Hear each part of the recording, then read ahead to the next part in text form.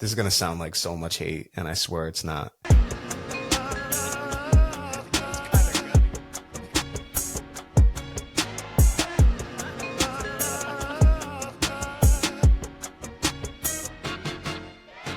Welcome to the Warner Brothas Podcast. My name is Keenan, joined by my brother Kyle, joined by Brandon, joined by Timmy. And if you are at this point, hopefully you have seen the three prior. If not, go back and watch them after you watch this one. But this is our division. We're going through every division, giving records based off statements. With it, it's shot. We are taking a sip. We're taking a piss, or we're doing something in the outside urinal, or whatever we're doing. We might be going home in an Uber, or whatever we're doing. Basically, we're going to provide a statement about, right now we're doing the AFC East. We're going to provide a statement, and we're going to decide what we feel on it. Without further ado, Timmy, it's on you. I was assigned the New England Patriots. Yeah. This has been a team that I've been actually pretty high on. I'm kind of buying into the Patriots hype here. Yeah. My statement for you guys: Drake May shines, but silver is not good enough. The Patriots missed the playoffs. I'll reply to that. Taking a shot of that. Drake, I really don't know what to make of Drake May, to be honest with you. Coming out of last year where you had a F tier coaching situation, now you go to you ask me an A- at the least for Mike Vrabel coaching situation, maybe a B+, right? You got a real deal head coach. Offensive line still has questions, but it should be better. Running game should be better, but in general, I still have questions about this offense. This defense I know is going to be better. The game management and everything around that, professionalism is obviously going to be better. Go back and forth on whether this Patriots team is actually missing the playoffs, but I think we can all agree they're definitely a bubble team. This isn't a shoe-in team, so definitely going to take a shot there. And as far as Drake May shining, of course he has the talent. I don't expect him to be a bust at all. Again, I think they're at least a bubble team, so I think that's right on the nose. I'm taking a shot of that. Brandon, you go. Yeah, I'm going to take a shot as well. I do think people need to pump the brakes a little bit. Let's see what. Nah, I'm not talking to you, Keenan. You better okay? not be talking to me. I'm gonna hold this for the whole segment. I think You gotta put the helmet on. I think the defense is good. Yeah, put the helmet on. I can't with the headphones. Not with that attitude. You do anything you put your mind to. You're right. You do anything you put your mind to. You're right. Yeah. You keep going, Brandon. I'll be all right. Yeah, I like the defense. I do like Drake May. Love them in North Carolina. I am still a little concerned about the skill group. What is Stephon Diggs going to look like? 31 now, coming off of an ACL. You never know, especially 30 plus. I love Kyle Williams as a prospect. What can he do? But yeah, I think it's going to be a very competitive team, though. I think right outside the playoffs. I'm seeing 8th seed. Sure. As Keenan's about to run me over. Yeah, fair enough. Thank Kyle for the present for Christmas a couple years back. Sure, no problem. No problem at all. Keenan's about to bust in my door right there. What did you say? So it's actually a shot for me. I think they're going to be the worst. I'm just kidding. We got to get Keenan one of the trenches. We got to get him doing offensive line drills with that helmet on. So I'm going to take I'm going to take a sip. Because realistically, could they miss the playoffs? Absolutely. I'm not thinking they're going to be 13-4 and running the division. As this helmet might say otherwise. I don't think they're going to be, but I think they're absolutely live to compete for a playoff spot. I don't think they're going to compete for the division, but I do think they can compete for a wild card for sure.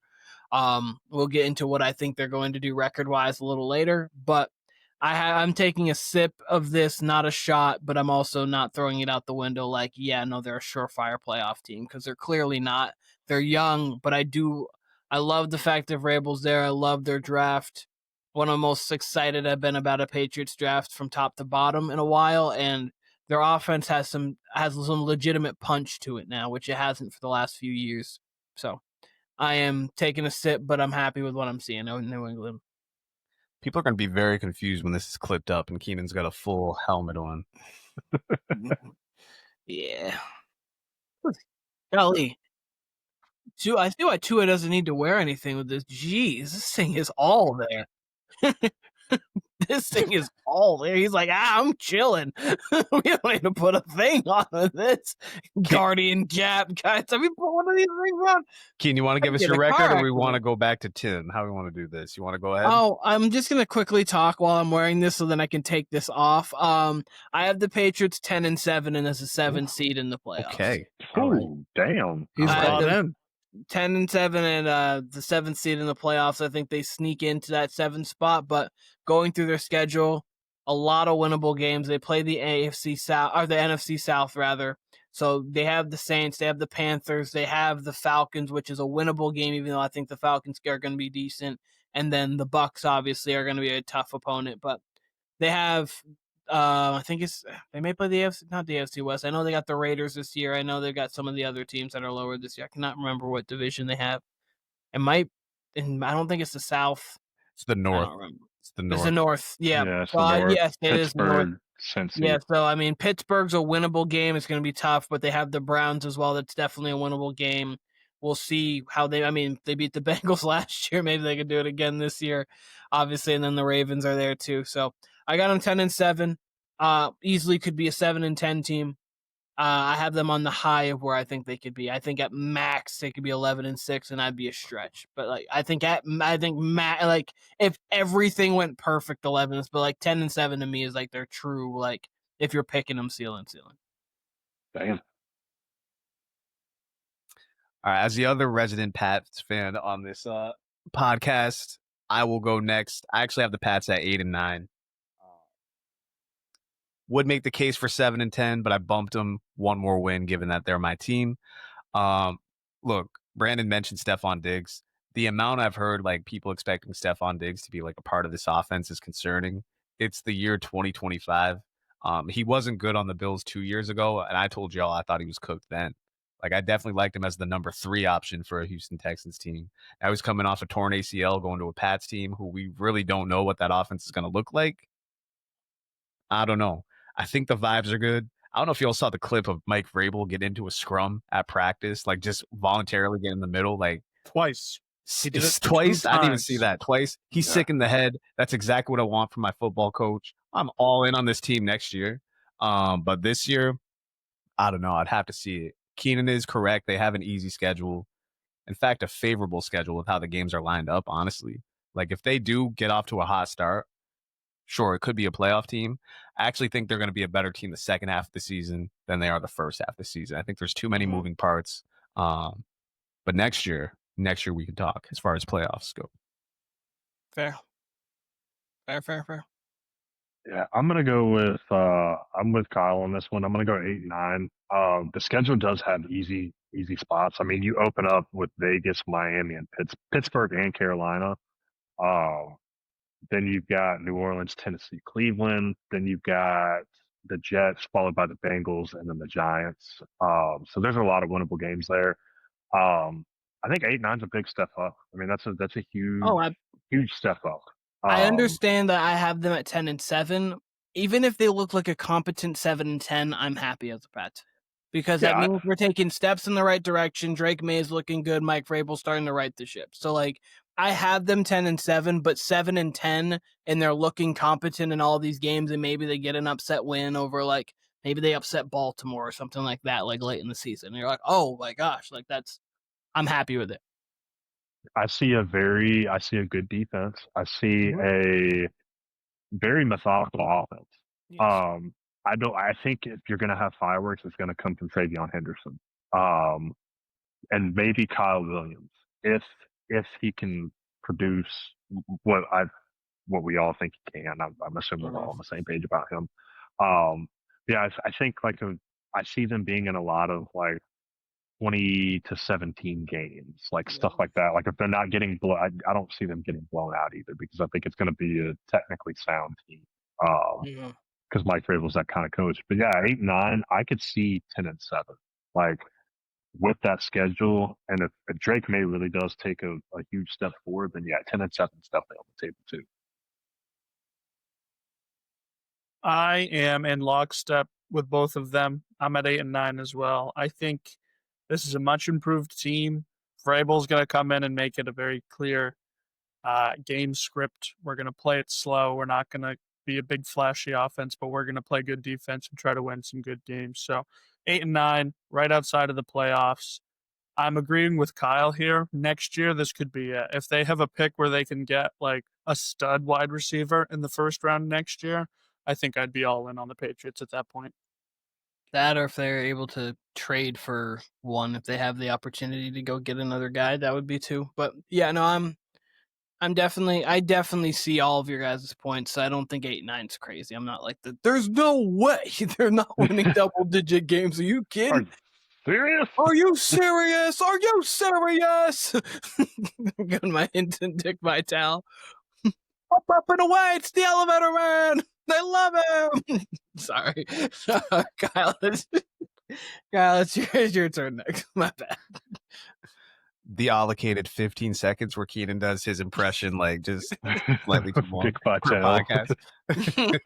I don't have a lot of impressions I like to do as sports broadcasters. It's kind of my favorite thing. We got Diggy and We did Dick get Diggy. Vitale. If you haven't seen the last one, we did get Diggy, Simmons, and a Coyote. and Coyote Ugly. Somehow We're Dick on a Vitale is roll. far more relevant than both of those references, like far more relevant. So shouts to Dickie B. Yeah. So my team was the Buffalo Bills. My statement is short and sweet. This year, is it now or never for the Buffalo Bills? If they can't get it done this year, is that window maybe not closed, but is it closing? I'm gonna go quickly. So I'm gonna take a decent sip, and the reason here is, I think Josh Allen's window is not now or never. He is too young of a quarterback and it's too long of a tenure. But the iteration of Sean McDermott and Josh Allen, I think, could be gone. And I think that if you're bringing in a new coach here within the next couple year or two, I think that brings a whole new iteration of the same team, even though it's the same thing, kind of. So I would say that I'll say an exaggerated sip. Interesting. If that makes sense kind of to your thing. So I think they have the chance to win moving forward, but it's now or never with Sean McDermott. But it's not now or never for Josh Allen, which means it's not now or never for the Bills. That's interesting. That's it. I want to ask you back then on that before we get to Brandon or Tim. Do you think McDermott's? Do you think within a year or two he could be fired? Because I would find it hard to believe they could just replace someone better than McDermott. Yeah, I agree. I think McDermott's a very good coach, but I also think at the same time that if you are doing the same thing every single year, at some point something's got to change, and you're not getting rid of Josh Allen. If every year, I understand that it's the Chiefs and they have been the gold standard, but if you can't beat them in the game that matters ever, at some point we can't just keep doing the same thing. And I think at some point the organization's going to say okay, we need to try something different. I would say counterpoint though. I don't know if McDermott's the reason they're losing these games. Bengals game 2 years ago, 3 years ago, I'd agree with you. But you can't put McDermott on a missed field goal. You can't put McDermott on you can't the chain gang not measuring the spot last year. You can't, but someone's got to take the fall for it at some point. And that's why you don't fire him after last year specifically. But if they go to the playoffs again and then say this year they lose to Lamar, and then you're okay, so for the last 6 years we have lost to Patrick Mahomes 4 times, Joe Burrow once, and Lamar Jackson's once, and none of those quarterbacks are going anywhere in the playoffs. Are not going anywhere in the conference, and we're going to have to see them for another half decade to decade, depending on how long they play and how high of a level they are. At some point, it's we gave this a nice 6 years. We even revamped the offense. We've changed offensive coordinators. We've changed a lot of stuff here, but at some point, I think the coach has got to be there. But I don't think you need to hold them accountable because you're right. a Tyler Bass missed field goal can't be like just that, but at the same time, there are things to point out throughout the tenure. So That's fair enough. I just think at some point you got to move on. I actually don't think like it's weird with McDermott. I don't think he's like elite. I think he's very good. But I think, like, I remember when I looked 2 years ago, he had the same exact record as Sean McVay. So he probably has a better record than Sean McVay now after these last 2 seasons. You better have a damn good reason to fire him if this keeps going. I mean, I'll let Tim and Brandon expound because I agree. I have more thoughts. But I agree. But I just think at some point, like 7, 8, 9 years of just continuously losing and losing and losing in the playoffs to the same guys, I just think at some point, you're moving on from Josh, you're moving on from Sean, and you're not moving on from Josh. Do you feel that same way about Pittsburgh and Baltimore? Yes, more so Pittsburgh than Baltimore, but yeah, I feel like Baltimore and Buffalo are like the exact same situation. I wouldn't move off of Sean any faster than I would move off of Harbaugh. But I think at some point, like with Buffalo, it's been a little different than Baltimore. Baltimore, I mean, you could even argue it almost more in that sense because Baltimore hasn't played up to standard in the games when it's mattered. So, like, obviously last year was a little different. Last year was a little different because obviously there was the Mark Andrews play. Like, they did play a good game against the Bills. They just happened to lose. But, like, you go to the Chiefs game the year before that, they didn't play it up to standard. They should. You go to the Titans game when they were the 1 seed. They didn't play up to standard. You go to the playoffs after that when they played, I'm forgetting who they played. But they didn't have Lamar that year, but they played the Bengals. And obviously, I mean, you can't say they didn't play up to standard. They lost, but like they played the Bengals. So it's just like they haven't really at their pinnacle played up to standard. So then it's even more like we've got to get something. But obviously, they've continued to make changes. Okay, so like first time Lamar's young. Then we're bringing, after the Chiefs game, we got to go get a running back. We got to get Derrick Henry. And so they kept changing things. And if you continue to lose, then I think you have to look at John Harbaugh, even though like he's such a really good coach. It's just at some point you've got to decide, are we going to continue to do the same thing over and over and over again? Or are we just hoping that's going to be a different outcome? Or are we going to change something? And the change would be Lamar or John, Josh or Sean. I know I gave my statement. We haven't really got to the nitty gritty of it, but I do kind of want to stay here because we were having this conversation in the group chat to break the fourth wall the other day. Like we somehow got in this Shane Steichen conversation with the Indianapolis Colts. I'm of the mindset like that, and I think this goes for a lot of NFL franchises where they give up on a guy too quick. Mm-hmm. I think if you at bare minimum, like Dayball a couple years ago, right, with Daniel Jones, got the most out of Daniel Jones. Yes, it was an easy schedule, but he got up to the playoffs. That means something to me compared to, like Brian Callahan. We talked about him. Don't know what he actually is as a coach, right? Yeah. Whereas Dayball, I can actually give you an answer from at least 1 year, right? Mm-hmm. That's kind of how I feel.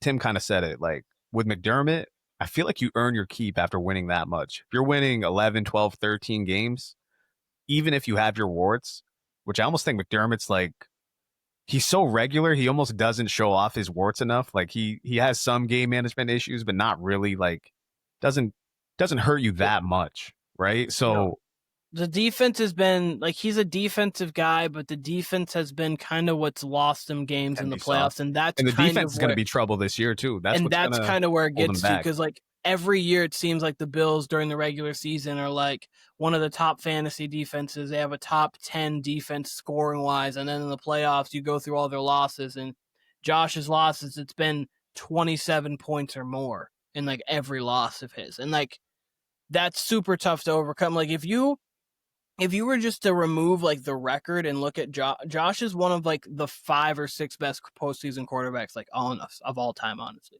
In 13 games, he's 25 touchdowns to 4 picks, like over 103 passer rating. Like he's been phenomenal. He's just ran into the best quarterback of his generation in Patrick Mahomes multiple times, and in very close games where he's played up to snuff with Mahomes. And it's bad luck, honestly. And like up to snuff, and then bad luck. Seconds, he made this kick, chain gang. That's just bad luck. No, it is just bad luck, and it's like. it's unfortunate. And then the first one, they were up 10-0, and then that Chiefs team was just better than that Bills team in the first one they played. But like, that's the thing. When like at some point though, you have to point to something. Why are we continuing to lose? And you would lean to, we have a defensive coach, and every year, even when the Chiefs offense has been what we think is not great, they're still putting up 27 or more. And it's like, at some point, we've got to change it. But I don't think you should have like fired him after year 2 of that. Like after the 13-second, be like, we just can't do it with him. But like 7 years down the line of like 5 years down the line of that, you're like, okay, we can, I guess, have to try to move on to something. Compelling case. Case. I never got to respond to the take. So I will say that the Super Bowl window is not closing. It is not closed. I'm as confident as I've been in the Bills in the last few years to make a Super Bowl and potentially win one. So I think they're in a good spot. They'll still be in a good spot. When you ask somebody like me if I would like rather be in the Bills situation where we fail every time or be in the last 15 years the Giants situation, I'm taking the Bills every single time. So I think they're in a fine spot. Super Bowls included or not included? In the last 15 years, they only have the one. Yeah, you're right. So I'll say the last 13 years there. That'll make it easier for you. Fair. Yeah. So I was just curious because, like, obviously, that is an interesting question. Obviously, you have the one Super Bowl, but you've been like mediocre ever since. Mediocre. We've been dog shit. You've had a couple playoff. I mean, you have to think you did go to the playoff with Dayball, and then you did have the Odell boat trip, which was the biggest thing in the world. So we've had really 2 disasters. So you've had like weird playoff things. Obviously, it's interesting. Like, is that one Super Bowl overshadowed the entire Josh Allen like era of like we continuously get to the playoffs deep? And like it's an interesting conversation we could have another time. But Brandon, this year, now or never for the Buffalo Bills. I'm going to the bathroom. I need a bathroom break on this. I don't think so. I think they've done a good job of kind of tweaking the offense. I think if this year's not the year, I think next year is when you really go all in. I would honestly take a little bit of a couple pages out of Les Snead's playbook. Trade your draft capital. Go get a bona fide wide receiver 1. I feel like it would work out different if you did that because you have more complementary pieces at receiver, tight end, stuff like that. Whereas it's not just Stephon Diggs. James Cook's there long term. Obviously, Josh Allen is. Like Keon Coleman can be something. I foresee that window being open for years after this, even if Sean McDermott gets fired. But I don't really think they'd go that far. I think it would be something as simple as going out and getting a real difference maker receiver and then going and getting like an actual true like number 1 corner. And I think those 2 things would get you there. Yep. So I'm in lockstep with you guys when it talks about the Bills like actual window.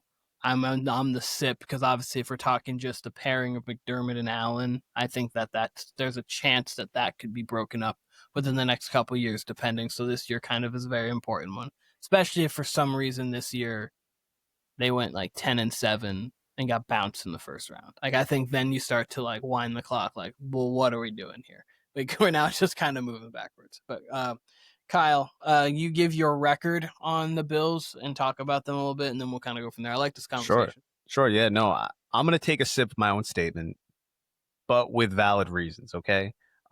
We just mentioned what we think of the Pats, and I think we all said like what we think of the Pats moving forward too, right? Yep. So like that's going to be a challenge.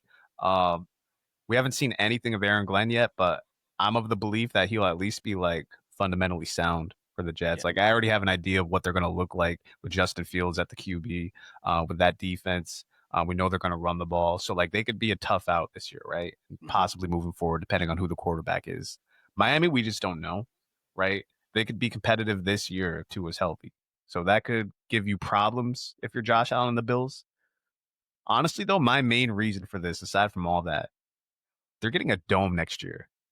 You play in Western New York where you have a built-in advantage with this weather that the Pats will have, that the Jets will have if they're ever competitive, that Miami has early on in the season when they're playing in September, October. And late in the season when you have to go from New England in the cold to go down to Miami and it's hot too. Sure. Like a little one, Sure. but yeah. Go on. Sure. And I don't know. I mean, the Bills have probably a top 5, top 3 home field advantage right now. I can't imagine that stays when you go to a dome. That's honestly one of the dumbest things I've ever heard. You have a gift there with those December, January games, especially in the playoffs. And then imagine we get an AFC championship game when it's a dome team, right? When it's the Bills in a dome and it's Lamar coming to you or it's Mahomes coming to you. Like, whatever advantage you had, it's no longer there. What if it's the Dolphins coming to you? Like, that's been the biggest thing with, you know what, I'm just like, just for hypothetical, like, think of the first round matchups that's been Dolphins built, like in a dome that changes the entire complexion. When last year when they're like, oh, we got to postpone a game, or 2 years ago because it's snowing too much. Like, it's hard to play in the snow. It's why Tom Brady's so great, because he can play in every air, like in all of that. And Mahomes is great because he can do that. Lamar can do that. Burrow can do that. That's why they're all great. But like, it's tough when you have that quarterback from down south that has to go up there. CJ Stroud CJ Stroud played at Ohio State, but CJ Stroud having to go up there used to Texas is kind of makes it a little different. Yeah, no, across the history of football, there's real stats that say, like, if you're a West Coast quarterback or a warm weather QB, dome QB, and you go to New England, Buffalo, Green Bay, your stats are going to dip. And you're taking one of the most atrocious places in the United States weather-wise in December and January and saying, all right, we're going to give an advantage to literally every quarterback in the league, right? Yeah. I don't know. I think there's something to that. It worries me. Again, I think it's one of the stupidest things I've ever heard a franchise make. It's ridiculous. That being said, go ahead. If Green Bay just got a dome, right?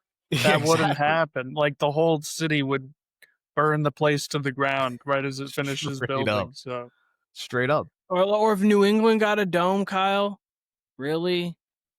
Like, really? Here's my counter argument to that. I have a quick little counter argument to a dome. Okay, let's hear it. Of course, the Jacksonville boy would want the dome. Of course. Okay. The Florida boy is like, I can't deal with the cold. Are you kidding me? Okay, so hear me out on this. Okay, obviously Detroit plays in a dome. Here's a couple of key points here. I think with the dome, I think it actually gets a little bit louder because all of that sound's enclosed in, and basically it's just ricocheting back and forth. So I think it'll be louder than what it normally would be. True. And here's the thing too, like, we can sit here and talk about, these Southern quarterbacks or these West Coast quarterbacks. Like, I understand Buffalo is like built to play in snow, but imagine if Buffalo didn't have to play in snow. Like, I think that's also what we're not taking into consideration here is, like, how much better could Buffalo be if they're not playing in a foot or 2 feet of snow and they can't see, or Josh Allen can't drop back and throw the ball 30, 40 times. Like, I understand that argument, but I feel like that's a valid counter argument too, because, like, as good as Buffalo is in the snow, like, they could be even better. And then the home field advantage is going to be amplified even more because that place is going to be rocking. It's going to be closed in. Like, that sound's got nowhere to travel. So, I mean, you could be looking at like a 12th man kind of thing like that. I mean, the Superdome in New Orleans is loud. One of the loudest. One of the loudest stadiums I've ever been inside. The Mercedes-Benz Dome in Atlanta is probably the loudest, or probably a top 3 loudest stadium that I've been in. So, like, I get that, but I also think that also benefits Buffalo too. I just remember the Buffalo San Francisco game last year where Buffalo was just outclassing them because it was a snow fest, and that's exactly what they're prepared for. So I would lean towards Buffalo getting more of an advantage out of the snow than less of an evening out or just playing better all throughout the season. And it's going to be interesting because obviously Josh Allen's just like entering his prime and should probably stay in his prime for another half decade to however long. It'll be really interesting to see how they orchestrate the roster around him because, like, right now they're built for November, December, January in a dome and outside. So, like, they don't really have like speed on their roster. They have a lot of physicality and power. So it's going to be interesting to see if they try to combat that by, like, if they have a dome and be like, let's try to race to get this into so we can maybe get some more speed for us to, like, We can go on the road if need be. We can be kind of like how Detroit was like, let's get the 1 seed so we can, Jameson Williams can get going. We can get all these guys going. So it's interesting. I think also too, that could have also hurt them a little bit last year. You got Jaden Daniels in a dome and let him cook instead of being in Washington. So it's interesting. We'll see how it goes. Very last thing I want to say, it'll be an interesting case study to see like if it changes at all. Like when Buffalo goes to a cold weather city now, will it change now that they're a dome team next year moving forward? Just real quick, Buffalo or Josh Allen, I forget which one, that 8 turnovers. I think it was Josh Allen, 8 turnovers total last year. So I can't imagine that holds up. If it does, sure. But if that number goes up, maybe you lose some more games. That being said, this has got to be one of the most favorable schedules I've ever seen. Any game of consequence, the Bills have at home. Again, last season in this stadium. That's kind of why I have it now or never. Y'all remember last year I was huge on the Ravens. Like I just felt it in my bones that the Ravens were going to win the Super Bowl or at least be in the Super Bowl. That's kind of how I feel about the Bills. I'm not giving anything away there, but like I just can't imagine the Bills not being in at least the AFC Championship game this year. It would be hard for me not to see that. And you're right, Kyle. Like I had gone through the schedule and I remember when they played. Ravens at home, any single Chiefs game at home, Bucks say at this home, Bengals at home, Eagles at home. I'll say this too, Keenan. Coming too. I got it 13-4. I think they lose week 1, and we'll do this, when we do our predictions 2 weeks from now when we go through the schedule. I think they lose week 1 to the Ravens on like a revenge game type shit. You could feasibly tell me they go 15-1 after that. I'd believe it. You could tell me they only lose 2 games after that. I'd believe it. Like, I think they could go off this year. And I know I just said the thing with the turnovers, but even if that 8 goes to 12 or if 15, that schedule is so favorable for them as far as home games, as far as weather, everything. I don't know. It could be a special season for Josh and the Bills for sure. Yeah, and they get to play like the Chiefs coming off a game at Carolina, so like not a physical game coming off of that. So like there's just like a lot of little things to this schedule, and like when would you want to see the Ravens? The beginning of the season when everybody's as healthy as can be.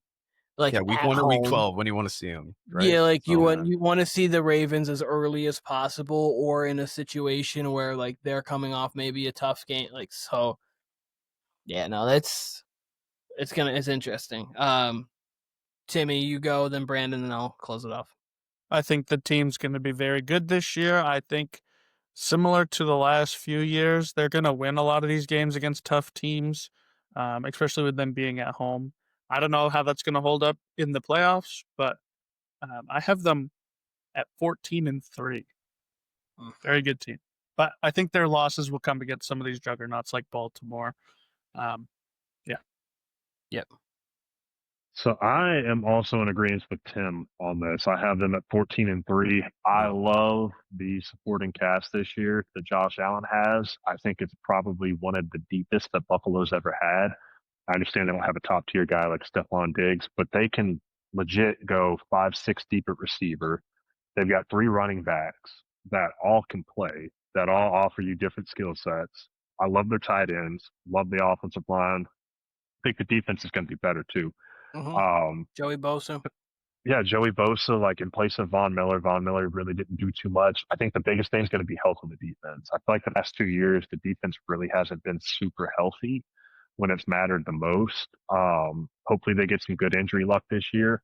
Yeah, I have them at 14-3. I really do think that that this probably is the best roster they've had to make a Super Bowl. It's up there, and hopefully they can get a whole full season of Matt Milano. He's played 4 and 5 games last 2 years. Matt Milano would be a massive piece. Welcome addition. And Terrell Bernard too didn't play last year either. No, like that. Like obviously, it was well publicized that the Lions had like a bunch of injuries, and obviously, like so, like they had a bunch of injuries. But the Bills, low key, are like a mini Lions. It almost feels like every year, like they always are missing like a couple people, whether it's Tre'Davious White being out or coming Milano, as we talked about. Like there's just always seems to be a couple key builds that seem to miss time towards the mid-season, and then you don't think about it, and that's also part of the reason what contributes to their defense not being as good, even though you do see them still overcome it in the regular season, which you kind of see in there. But so Kyle has them 13-4, Brandon has them 14-3, Timmy has them 14-3. I have them 4-13. I'm just kidding. I have them 13-4. What? What did he say? I just talked completely about how I think this team's going to be really good, and then just 4-13, worst team in the division. No, I think they're 13-4. I think they beat up on, because the one thing the Bills do is they might give you a game every now and again, but for the most part, when it comes to these, like, I'm going to call them cupcake kind of teams, they don't just win, they blow them out.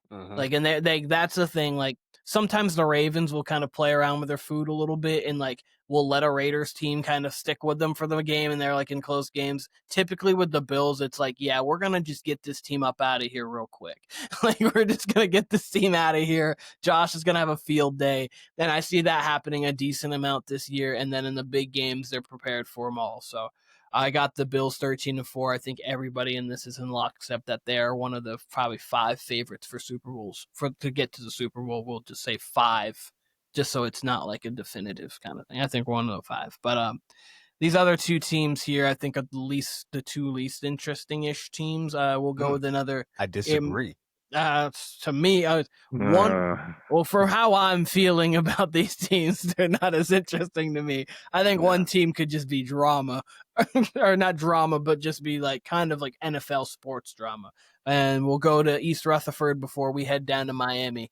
We're back, baby. The MetLife Marauder. We're on a ward tour. Yeah. So I was gonna go a couple of different directions.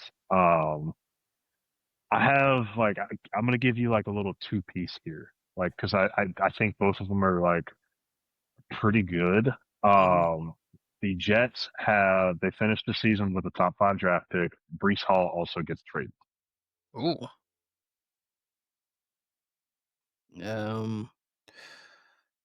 Top 5 draft pick, 100% taking a shot of that. Breece Hall getting traded, I don't know. I think if they have a top 5 draft pick, he's probably not having a great season this year.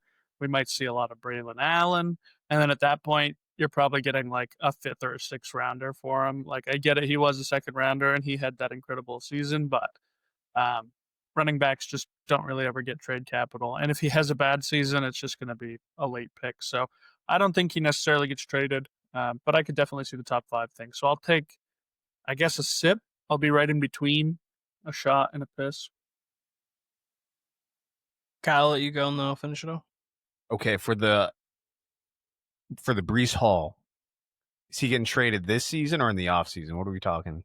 This season, Mid-season? before the trade deadline. Before the trade deadline. Yeah. I'll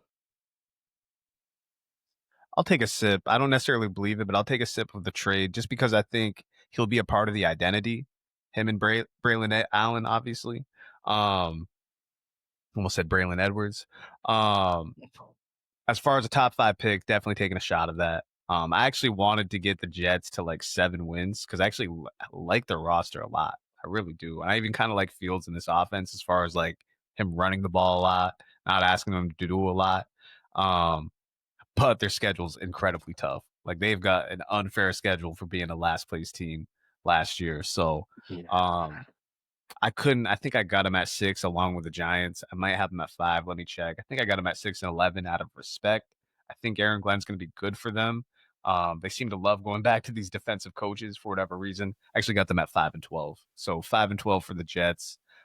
Taking a shot of the top 5 pick. Taking a light sip of the Breece Hall trade. I'm taking a full shot of the top 5 pick, and I'm taking a light shot of the so you can call it a sip, I guess, but of the Breece Hall getting traded. I think when it comes to Breece Hall, I think if Allen showcases that he can kind of be a lead back, he's kind of expendable at that point. And then I do think it gets to a point where Hall still has talent. And if, I'm just going to say a random team, Dallas doesn't have any run game going on at all. and you have a situation where you see, okay, the Jets aren't really doing much. Let's extend this 5th round pick, get Breece Hall in there, and now we have a legitimate running back to kind of at least be there. Not that he's a top tier running back, but at least he's a legitimate running back that can, move the chains a little bit better on the ground than maybe if Jaden Blue doesn't pan out and the backs that they have there don't work. So teams like that, or if somebody does get injured, because unfortunately, as it's the NFL, a team might lose a running back. That's a quick, okay, we don't want to miss a beat. Let's go trade for him and get him. So that's why I'm taking a sip of that. But definitely a shot of the fact that the Jets will have a top 5 pick for sure. Yeah, I'm obviously taking a shot of that. I think this offense is going to look a lot like the Bears offense from 2 years ago. One receiver, Garrett Wilson, was playing DJ Moore in this rendition. I think the offensive line's decent, but I mean, I love Justin Fields, but I just don't think he's a good quarterback. He doesn't see the field. So I worry about that. I think it's going to be a well-coached team, but I just don't see it working out. And as far as Breece Hall, I'm actually going to take a shot on that. The reason being is because Braylon Allen's 21 years old. I think Braylon Allen is the youngest, if not one of the youngest players in the NFL. Pretty good. They're super high on him. They're also super high on Isaiah Davis, too, their 3rd string running back. So I could see if Breece Hall's having a healthy season and we get to week 6, week 7, and you're sitting there, say they've got 1 win, maybe 2 wins, and somebody calls and says, hey, we'll throw you a 4th round pick and a 6th for Breece, I think they do it. I mean, because they've already said they're going to go to a committee this year, so I could definitely see Breece Hall being on his way out. Yeah. I'm looking at some of these teams here, and like, if the Commanders get rid of Brian Robinson, which obviously that's been in talks, maybe they need something. If Pacheco's not back to full strength, like obviously coming off, and she should be fine, but like you never know what could happen there.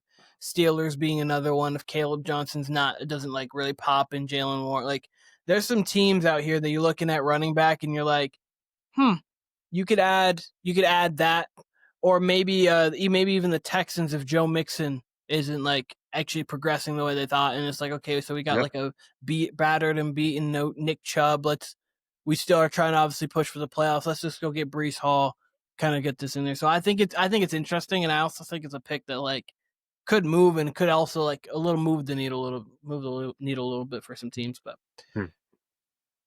all right, Jets records wise, so I'm gonna quickly go because I'm already talking now. I got him at 5-12. I have him kind of. Kyle said that he views them kind of like the Giants. I kind of view them in the same way too, where they're more apt to get blown out than the Giants, though, a little bit. But like I think that they can compete with some teams. They'll make it some tough games. I think division wise, you'll have to wake up for them. You can't just like walk through them.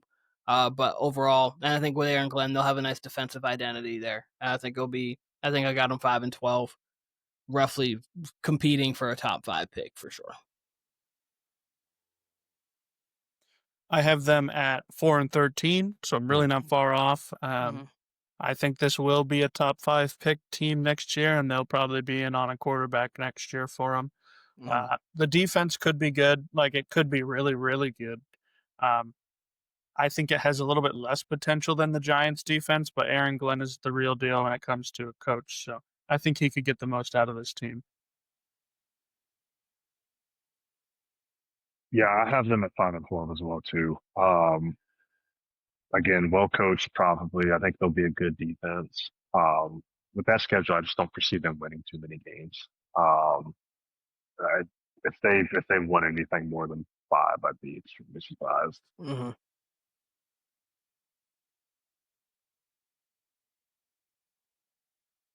Kyle, you? I already gave my record. Okay, you were 6-11. 5-12. You were 5-12 too. Sorry, I completely forgot that you had snuck it in there. Pause. That's a very big pause. We're hold the phone. Throw the tees up. Keenan, hold the phone. God, he's getting hauled out of here. Yo. Thrown out. Golly. I'm going to mute myself for 3 seconds. Jeez. Crobies. In memoriam of Duke. Calm down. All right. Duke would have been laying down while saying that. Right? You'd be like, yo. Keenan, you and your white girl. What, Duke? What do you mean? Like, what do you mean? Just Duke say random comments for no reason. Shout out Duke. But so last but not least, in the AFC East, we've got the Miami Dolphins, and there's multiple ways we can go about this, but I wanted to go a player-focused one, and my statement is Tyreek Hill will return to top 3 wide receiver form. That doesn't exactly mean he's going to have like top 3 statisticals across the board, but it means that we look at him as like, oh yeah, that's still one of the 3 best receivers in the league. Or he has a season like, oh yeah, that's still one of them. I'll go first because I've actually already got my answer on this. I'm taking a shot at that. Mm-hmm. I really don't care about Mike McDaniel's scheme this year. I'm super high on Tyreek Hill. I think last year was just with the two-way injuries, and there was a lot of dysfunction too. The main reason too is because I think their defense is going to be terrible, so they're going to have to throw the ball a lot. And I do think that McDaniel is going to make a little bit of scheme change with the offense, but I'm all in on that. Give me the whole bottle. I think Tyreek Hill still has a lot left in the tank. Metrics didn't slip last year. He's still got that game-breaking speed. Like I think he gets it going again this year. Alrighty. I really don't know about top 3, so I think I'm just going to take a sip. I could very well see a season where he does bounce back statistically from what he was last year. It really just hinges on, does Tua play the whole year? And then, like Brandon said, does Mike McDaniels make some changes to the scheme to kind of get him some better balls that aren't terrible and just like right at the line of scrimmage like a lot of it was last year. So I'll take a sip, not all the way out, not all the way in on top 3. I think if you had said like top 6, I probably would have taken a shot, but 3 is a little rich. Yeah, I'm going to take a sip, mainly because if you're saying top 3, that means 2 is playing probably every game. And that's the biggest question mark with this team. That's why I said, like, you said these teams aren't interesting. Miami is one of the most interesting teams in the league to me. The way a lot of people are on Denver to be like the sleeper team this year for the Super Bowl, everyone seems to think Mike McDaniel's getting fired. Everyone seems to think like Miami's going to be a dumpster fire. Started that trend, just want to let people know. But I said this 6 months ago. If you look at that schedule, the schedule is kind of easy to begin with. And like I was saying about Dallas, like when Tua's healthy, they do win, and they do win against the teams that are like on their level or below their level. They don't beat the Chiefs, they don't beat the Steelers in Pittsburgh type of game, but they will win against Dallas, against teams on their level and below, and they'll win big too if Tua's healthy. If Achane, Tyreek Hill, Waddle, if those guys are like firing on all cylinders, they're gonna be a tough team to beat. I'll throw my record in here just because I got them at 9-8. I got them ahead of the Pats. For that reason, if Tua can play at least most of the season, 15 games, they're going to be right there. They're going to be right there. Obviously, that's a big question mark, but I don't know. I think people are too quick to just throw this team to the side when they've got talent. Obviously, the defense is going to be trash, but if you're telling me Mike McDaniel's coaching for his life, I would hope they're playing with some desperation. I think Tua is going to come out with something to prove, even though I'm not the biggest Tua guy. I don't know. I think they're at least going to start out hot, and we'll see from there. Okay. I can go next. I am not in on the Miami Dolphins at all this year. I think this defense is going to be terrible. I think the offensive line is going to be bad. Devon Achane has some injury issues right now to the point where we don't really see the path behind him. Like Ollie Gordon is next in line because Alexander Madison is now on IR, season ending. So I really don't like this team. I got them really bad. I got them at 4-13, tied with the Jets. I think it's going to be a dumpster fire of a season for them. This is my Jags team like last year. This is the team that I think is going to go from being a competitive team to just right at the bottom. Fair enough. So I'm going to agree with Kyle on this one. I actually have the Dolphins at 9-8. We've seen it before with coaches that are on the hot seat that, like, we presume are getting the axe. You never know what can happen when someone's desperate. like Mike McDaniel really could have changed up this whole offensive scheme. Like, you have more than enough talent just at your skill positions alone to keep you in games. Like, Jalen Waddle and Tyreek Hill is still one of the best receiver duos in the NFL. Devon Achane is a great running back. Do you get anything out of Darren Waller? I don't know. I think he's still got something left in the tank. Like, it would be cool if he did. I think the offensive line is probably in the 20s. I don't think it's going to be terrible, but I don't think it's going to be great. I think front seven's decent. The secondary is obviously the big question. But I think they have enough talent to really win them games. And I'm not really ready to throw the towel in on them just yet. I think Mike McDaniel has one more act. It's going to be acting halfway through the season as the first fired coach. I have them at 5-12. I mean, I've been on this, my thoughts on this for a while. So I think also too, because you guys aren't wrong when you say there's talent on the board. Obviously, there's a few teams in the league where you're like, there's not really much talent there. And then there are some teams in the league where you're like, oh, okay, there is some talent there. And we saw it last year. Like, I don't think the Jags were devoid of talent. Like, they just had nothing. Like, the Jags had some talent. I just think that when sometimes in an organization, you just have like some years. And that you just have your down years. And I have the Dolphins with one of those down years. They kind of remind me a little bit of the Portland Trailblazers with Dame and CJ. I compare it to that because you have these two guys, or you have this kind of team that is getting to the playoffs, or like is a pretty decent team, and it never really materializes into like long-term success, but they're a consistent team. And then they did get to the Western Conference Finals that one year. They lost to the Warriors in that year. They got swept. And then after that, it just faded because like that team felt like it never could win a championship, at least in my head. It never felt like they could win a championship, but they were always felt like they could be a good team. And then just at some point it starts to fall. And just the way that they've been talking this offseason, hopefully things have been back on the right track. The injury bugs have kind of been swirling around a little bit.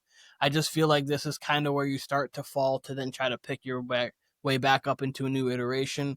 I think Tua could be gone within the next 2 years. Just depends contractually on how he can go and how high of a pick they get.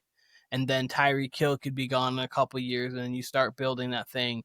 You have Jalen Waddle, and you kind of start to move on from there with a new coach and into a whole new team. So I have them at 5-12, but I don't think 9-8's out the realm of possibility. Like, I think that like if things really do go right for them, Tua stays healthy, Tyreek Hill returns back to form. You have Jalen Waddle. Maybe the defense has some bright spots that, like, I know Chop Robinson, solid. You have obviously Bradley Chubb. So maybe they have some bright spots in that. But I have them at 5-12. My question for Keenan and Tim specifically, how many games is Tua playing with this record factored in? Go to. I'd be willing to say he could play 17 and be at this record. It's still interesting. I got to push back on that. I would say I don't think he's playing every game, but I didn't have that in mind when I had this record. See, I sometimes think that like teams just don't have it for a year. I mean, we really saw it last year with the Jags, where it was like Kyle and I both had them in the boat of we think that they can win 9-10 games, and just they got Travis Hunter because they needed the top pick, and obviously they traded into that one. But like my counter to that though, I think Mike McDaniel's, like, especially with weapons, is an actual like good coach. I don't think he's a great coach by any means. I don't think he's Kyle Shanahan, but I think he can coach offensive talent. And if you're telling me Tyreek is anywhere close, let's say 95% of peak Tyreek, that's something to work with. And if you're keeping Tua upright, it's just a fact. We've seen it. They're gonna win games. And I think Mike McDaniel, Doug Peterson's Super Bowl aside, like, I don't think Peterson's that good of a coach at all. I think McDaniel, at least with weapons, can get something out of this guys. Peterson, since that Super Bowl win, we ain't seen much, right? Since that season. And I don't want to sit here and make Mike McDaniel sound like goddamn Vince Lombardi either. But do I think he's at least a good coach? Do I think he'll get another job in the NFL if he were to get fired this year? Yeah. Yeah, like, especially, again, with weapons. We've seen the best attitude from Mike McDaniel. So he can definitely scheme things up. Again, base level, that schedule to begin with, first 8 weeks is pretty easy. You've seen them beat teams like that. You got a home field advantage in that hot Miami weather, especially in September and October. So I don't know. I'd have a hard time believing the wheels fall off. But if Tua gets injured, to me, that's how the wheels fall off. If everyone's healthy, you're getting the majority, like 90% out of your core for these games, I think they're at least on the bubble. Yeah, I agree. I just want to piggyback off that real quick. Like I think Mike McDaniel is smart enough to kind of figure out that, like, hey, what we've been doing the past 2 years isn't working.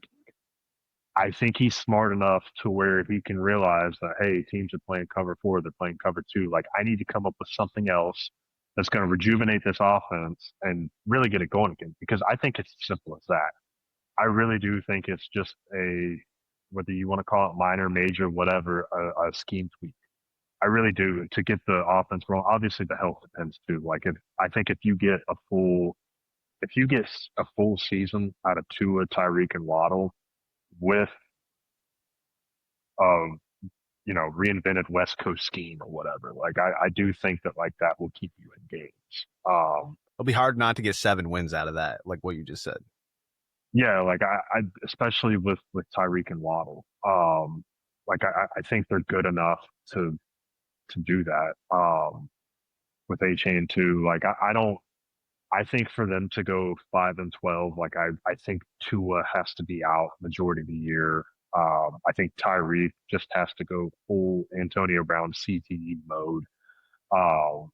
And it's just like the Jalen Waddle show. I mean, because they went 8-9 last year with Tua's injuries, with Tyreek in and out of the lineup. Like, I understand they had a little bit more pieces on defense, but I think that kind of, if you have a healthy offense, that kind of offsets that. My thing is, I think this defense has potential to be as bad as like the Cincinnati Bengals defense was last year. And Tua, to me, is not anywhere close to the QB that Joe Burrow is, being able to salvage some wins out of it. So I think it'll just go completely the other way. And they were, 9-7 last year, the Bengals were? So They're 9-9. 9-8, sorry, yeah, not 9-7 anymore. But I do have a quick question. If Tua plays the whole season and they finish 5, 6, 7 wins, does Mike McDaniels keep his job? no. No, I don't think so. And I think he's gone. And unfortunately, you're stuck with Tua.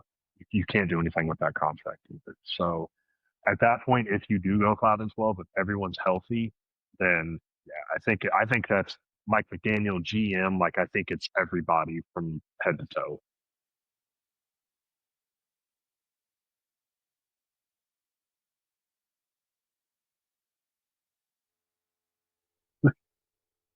Kyle, you got the mute on. Oh, you muted yourself. You clicked it on the thing. It's like, there you go. You're It good. was slow with the reaction. If they underachieve with Tua, then yeah, you'd have to let Mike McDaniel go. If you got a healthy Tua and you're still at 6, 7 games, you're probably getting let go. But otherwise, yeah, I mean, again, I think they're going to be in the 8, 9, 10 ballpark if he's healthy. So this is a super quick question, and then we'll be done with the AFC East.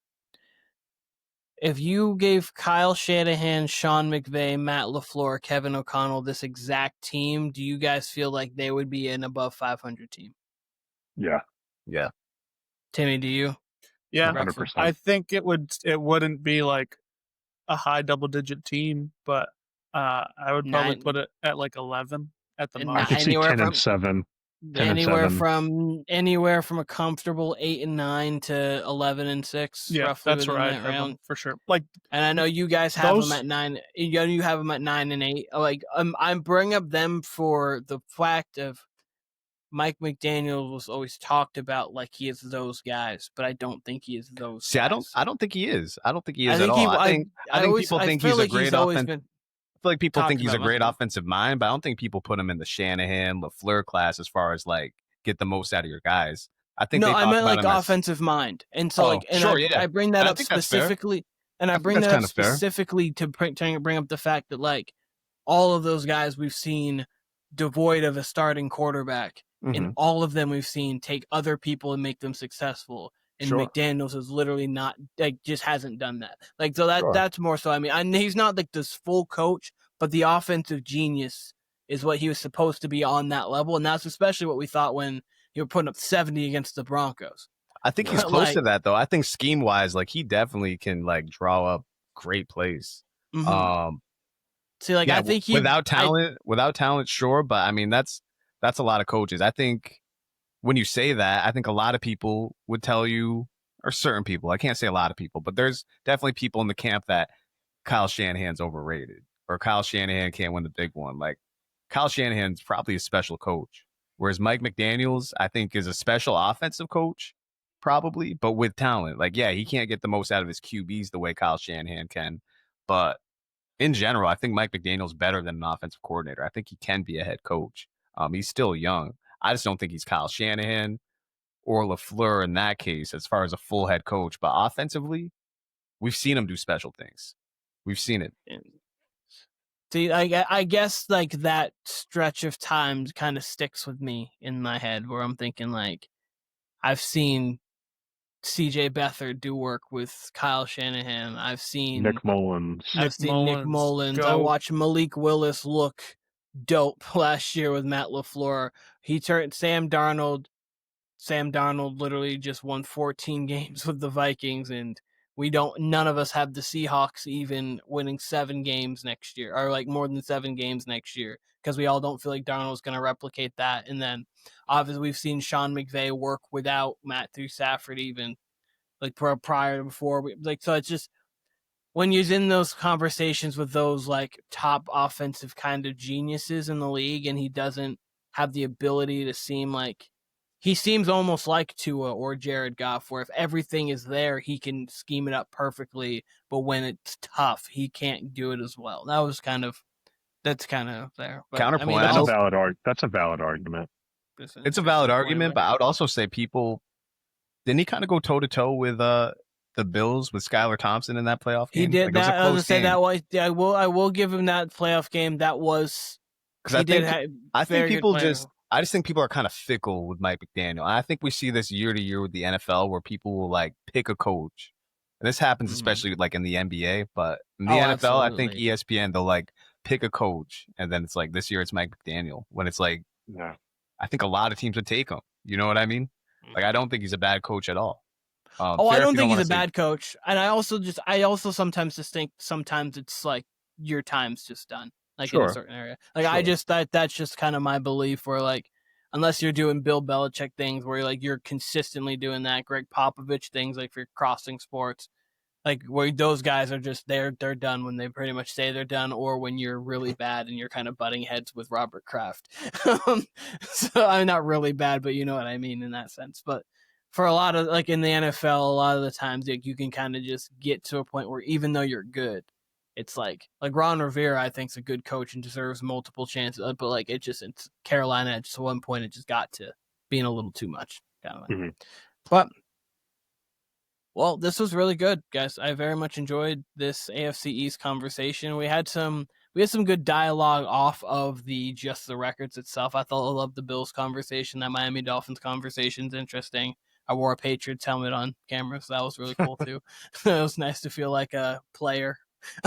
But Warner Brothas Podcast will be coming back with all the NFC North, AFC North, NFC South, and AFC South here coming up within the next weekish before we get to the NFL season. Obviously, if you haven't gone back and seen the AFC and NFC West in the NFC North or East, go back and go see that prior to watching this or after you're watching this, clearly, because you're at this point. I'm drunk. I can't speak.